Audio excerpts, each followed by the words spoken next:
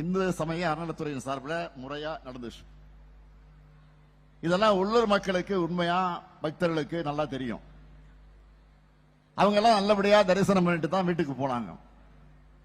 ஆனாலும் இப்ப என்ன காரணத்துக்காக பிரச்சனை நடக்குது? இந்த பிரச்சனைய கிளப்புற கூட்டத்தோட நோக்கம் என்ன? இதுவும் மக்களுக்கு நல்லா தெரியும். ஆன்மீகம் என்பது மன அமைதியை, நிம்மதியை தந்து மக்களை ஒற்றுமையா இருக்க வைக்கணும், 4 பேருக்கு நல்லது செய்யணும். இதுதான் உண்மையான ஆன்மீகமாக இருக்க முடியும்.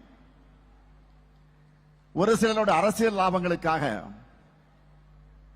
பிரிவுகளையும் பிளவுகளையும் உண்டாக்கி சமூகத்தை துண்டாடும் சதி செயல்கள், அது நிச்சயமா ஆன்மீகம் அல்ல, அது அரசியல். அதுல கேடுகட்ட மலிவான அரசியல்.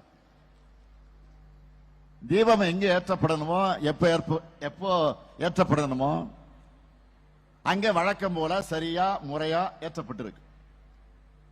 நான் இன்னும் பெருமையோடு பக்த பெருமக்களுக்கு சொல்றேன், தமிழ்நாட்டு வரலாற்றிலேயே இல்லாத அளவுக்கு நாங்க ஆட்சிக்கு வந்து 1490 நாள்ல, நல்லா கவனிங்க, 1490 நாள்ல 3000க்கு மேற்பட்ட திருக்கோயில்களுக்கு குடமுழுக்கு நடத்தி இருக்கிறோம்.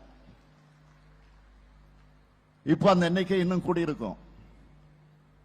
இப்படிப்பட்ட அரசை பார்த்து ஆன்மீகத்துக்கு எதிரின்னு சொன்னா, அப்படி சொல்றவங்களுடைய உள்நோக்கம் என்னன்னு உண்மையான பக்தர்களுக்கு தெளிவா தெரியும். அறத்தை கொண்டாடக்கூடிய அமைதியான மாநிலமாகத்தான் தமிழ்நாடு என்றைக்கு இருக்கு.